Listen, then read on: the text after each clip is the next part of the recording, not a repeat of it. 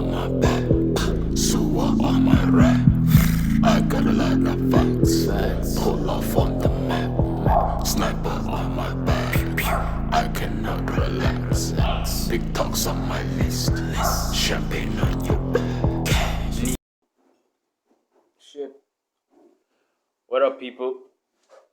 It's Ill here, back on the channel with another Ill Reacts. We're gonna get straight to it. We're gonna be watching Trevor Noah standing up against cancel culture and defending comedy. From a while ago, he said some interesting things that went viral, and I believe he diffused the situation intelligently and more diplomatically than Dave Chappelle would handle his situation. Because Dave Chappelle, he brings logic and diplomacy into it, but he's not afraid to just bring the hammer down and be like, we can go to war if you want to go to war, you know. I'm not just going to lay down. So we're just going to take a look at it now and see what he had to say. And maybe will give my opinions here and there. Racial observations have very much formed, at least in the early stages, the backbone of your stand-up comedy career. Do you now regret some of the jokes you made? Let me give you an example. You said, my mother, black South African, was saying, get me a white guy, get me a white guy. Well, my father was white Swiss, of course he liked chocolate. That sounds funny to me, even when you say it. That sounded really funny. Why would I regret that? Why would you regret that? Because some people say that's not really very funny. But the people love. Everyone can say something is. But it's reality, though. I'm living in a place called Watamu, in the East African coast, and I do notice that sort of mentality. But it's deeper than just I want a white man. I want a white man. If I may give my opinion on it, I think it's mostly an economic issue. You know, a lot of black people, they come from places that are lacking. You know, they come from a place where they didn't have much growing up. You know, in terms of basic needs, just eating alone is a struggle, and it's like marrying up. You know. It's like marrying up. It's more than just finding someone from a different part of the world who's maybe interesting. I don't know. I'm not gonna hate on and just say that none of them love any of them. But I think it all mostly has to do with this person can provide me or open opportunities for life for me that I never had opportunities. He can open the gates to the opportunities that I never had before him. You know what I'm saying? It's deeper than rap. So, yeah. And plus, it's not... Now, let me not go far in terms of the other explanation. Let's just leave it at that. You know? Not really funny. This is the way some people don't but like is it Indian more than food. that? Okay, let me give you an example. We have a very well-established black comedian in Britain called Lenny Henry. Yes. And he has said that he regrets doing that kind of joke where he said he would wipe his sweating brow and say, I'm leaking chocolate. But that's different. Well, it's not. It's using chocolate, isn't it? But that is different. Well, the Swiss love chocolates is not a term that is you're referring to your pejorative. mother's skin colour as chocolate. What he Yes, said... because my mom is proud to be dark, beautiful chocolate. Yeah. That's what she's saying. Well, and this is, in the book, I talk about this as well. I go, I saw people and race as chocolates. I wouldn't use that. I'm that colour, and I wouldn't say that. Listen, when I grew up, I believed that all people were chocolates. My mom was dark chocolate, my dad was white chocolate, and I was milk chocolate. So I see all people. So you see that as funny, but do you not realise that some people might not like that? And Lenny Henry went on to say that joke about how he was leaking chocolate. He says, I knew there had to be a better way of trying to put the message over, putting your jokes over without having to pick on people because of their colour or because of their race. Yes, but... His view is different from yours.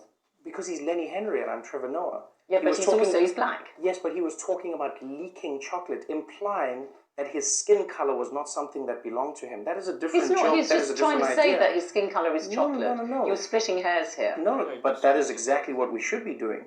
Because what you're doing is creating... I'm not sure I would. You're creating racial jokes. I would say. No, you're creating monoliths. You're creating monoliths of jokes, and that's not fair to do.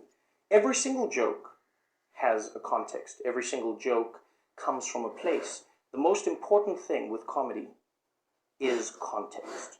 Without context, no conversation is complete. Without context, no communication can but truly be somebody could appreciated. take that out of context. And you've said it. I'm putting it to you then. Are you not, given what Lenny Henry said, are you not guilty perhaps with some of your routines or a joke like that, reinforcing prejudices and promoting stereotypes in the minds of people who may be inclined to think like that, and then they'll think, oh, Trevor Noah says his mother's chocolate, I'm going to go around saying that to my black friends, and they might take offence. You could be reinforcing prejudice. You could be doing anything if you are not doing the opposites.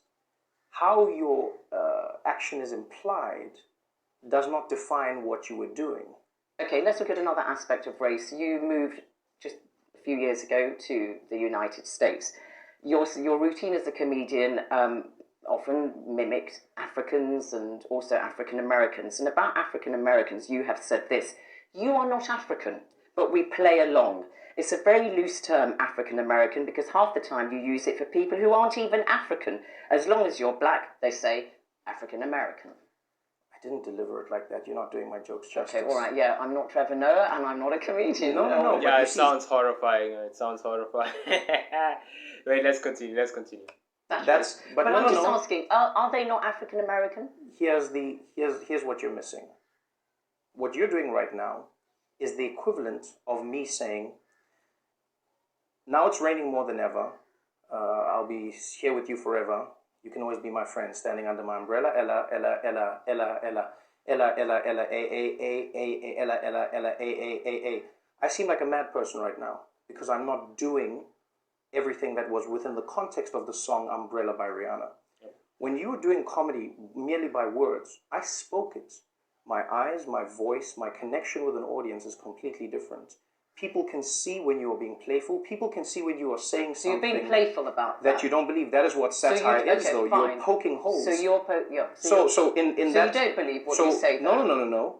What you're leaving out in that whole joke is what I was talking about was how in America, Anglo-Saxons had successfully removed Americanisms from minorities. So every single group in America had an identity attached to the Americanness except white Americans. So it's African American, Asian American, Hispanic American, Latin American, Native American. You have Irish American. No. But that didn't become on a box. And this is a joke for Americans. Understand that. So as an American, they understand this. All right. On the boxes, there is no Irish American. There is only whites. But there is African American and there is Asian American. But you know, and do you get what I'm saying? Right. So I do get that's what you're the saying. whole point But the point joke. I'm trying to make is that there was a shift amongst the Black American community to start calling themselves African American. They didn't want a definition by default, i.e., you were not white, so therefore you were black. Yes. They wanted to have a hyphenated identity that linked them with the continent of their ancestors. And therefore, when you say, oh, they're not really African, they're playing along, you cannot disconnect what you say from this debate that's really, captured the imagination of the African American, Black American community. And also, the point I want to make to you is when you say that, it now feeds into a debate that's current in the United States. For example, Kwame Kwei-Armah, the Black Britain theatre director in the United States, says he has conversations with African Americans now who are saying, we want to go back to being called Black American because we don't have anything in common with this recently arrived African Americans, be they Somalis, Nigerians, South Africans, such as you, they have different language and so on. So what you say feeds into that debate, and it sounds like you're saying there is a difference between African Americans and Black Americans. There definitely is a difference. Right. But these are differences that can be celebrated or used to separate people. Noting differences does not implicitly make it a bad thing. When you are noticing differences, you can note them for good reasons. It's the same reason we notice different colors or we notice different flowers. That can be a good thing. If you're using it to celebrate, you can use that same thing the same way apartheid did to separate people. When you talk about African Americans, the one conversation that I was talking about was I was traveling America and I was going to a lot of universities, and I came to realize in many universities in America, the conversation you're having right now, they had an African American student body. And very quickly they noticed a shift. because they could not lump black people into a monolith. They could not lump, because there were people from the Caribbean who said, we're not African American.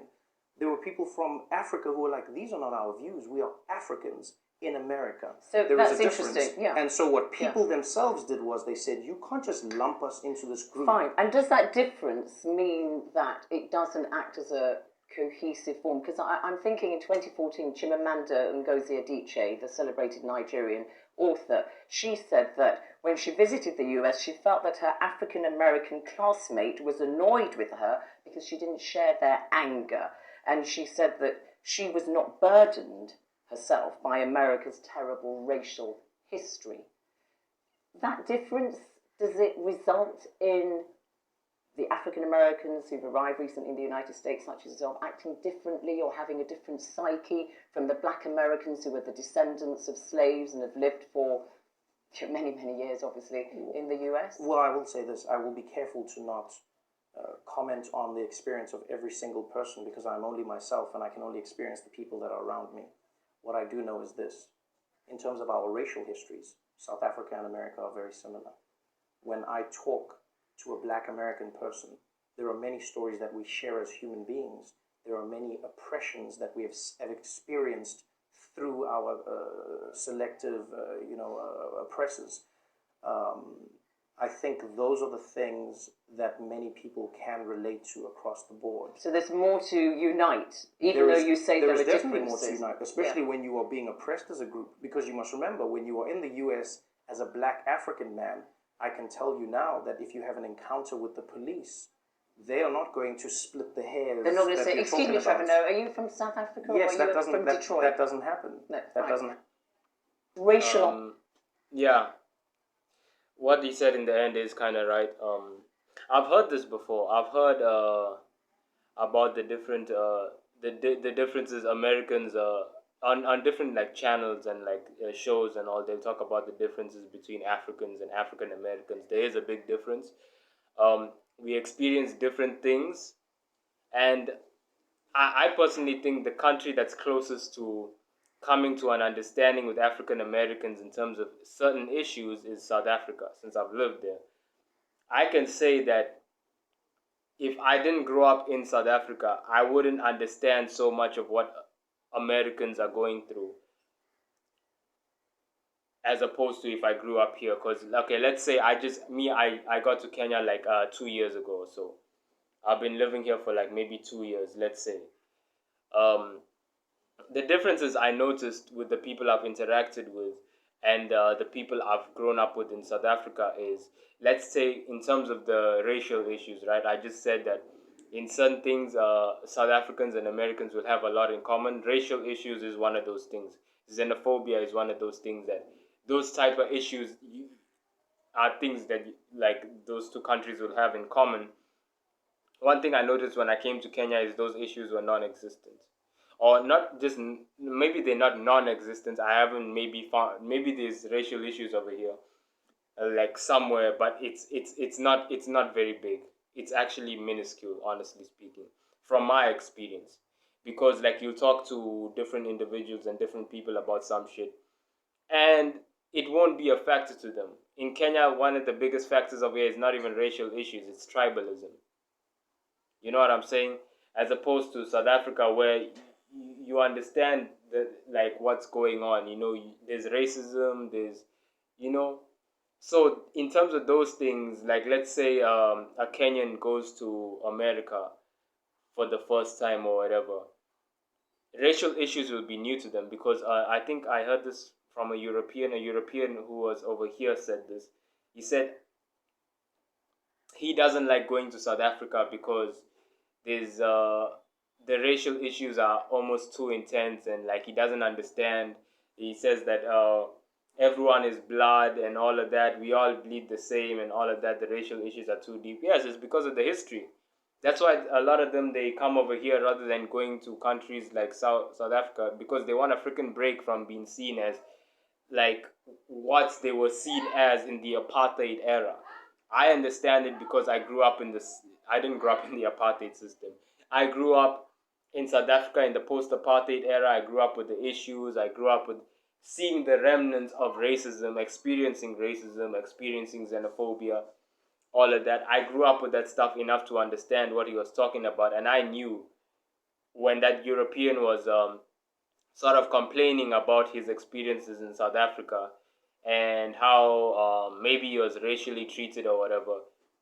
He meant that shit. I knew he wasn't lying. I knew he wasn't I wasn't just looking at him, you white person, you don't know what racism is, blah blah. I knew he meant that shit because I've seen it live. I've seen a protest where people are protesting, and then a white kid, he'll be skateboarding by, and then the black people like the black people like us will be like going to him and like walking towards him and like shouting slurs at him in maybe Zulu or whatever. And then this kid, he has no choice to walk away and to act like he doesn't hear it, because he knows if he turns around and he just gives anyone any reason, he's gonna get dealt with. I've seen that shit like live, like it's real. So in terms of those issues, maybe you'll find more of a rapport and a commonality with countries like South Africa, but countries a little bit more up and like up in terms of Africa, a little bit north of Africa, those things don't exist. Like I know there's a lot of countries that suffer from what Kenya goes through, which is like tribalism, which is a form of like discrimination between tribes to another tribe. Like me personally, I'm a half and half. I'm from two different tribes. And I've sat with the different youth of Kenya, like since I've gotten back, and I've heard the different stereotypes they have for different tribes and all of that within the jokes. But you can tell within the jokes there's some truth to what they believe in terms of this tribe. This tribe is all about this. This tribe, I heard, like the tribe that's one half of me, my mother's tribe. I don't know. We have a reputation for, I don't know, like getting angry fast.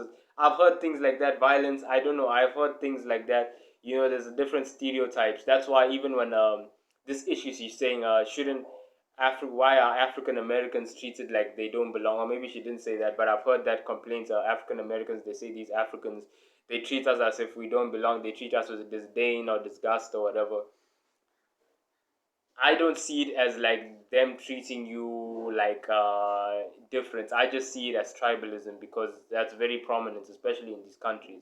In these countries, the tribalism is so prominent that I bet you, I'm willing to bet, in terms of my opinion, when those type of Africans interact or give African Americans that type of experience, it's just because they see African Americans as a whole different tribe. Because the tribes are different. They have different mannerisms. They have different cultures. They have different ways of doing things. You know, you won't come to Africa and like, okay, a lot of tourists and all, you'll come to Africa and you'll only see like one place or one or two places, and then you'll think, I know Africa. I've been. No, you haven't been in Africa, like inside Africa, and like truly seeing how things go. And tribes are different. Tribes do things a different way. We even basic Swahili in my country, different tribes speak, like the way I speak Swahili and the way the people over here where I'm living, the way they speak Swahili, it's totally a different way. The way they elongate words, the way they stress, you know, it's different. So they just, I personally think that's just up to tribalism. They just see us as a different tribe. You done came out the matrix. Boy, I don't fuck with the basic. Peel off the block with the pacing. I put a lot on my aiming. Shooters that come out the shade, and hooters that wanna get paid. And I got the Glock and the fame. And how do I put it in layman's? This ain't no land of the brave, and I don't know how to behave when I'm in the midst of the faking. Those who be talking all day and step out the spot and I spray 'em. Pardon the swag.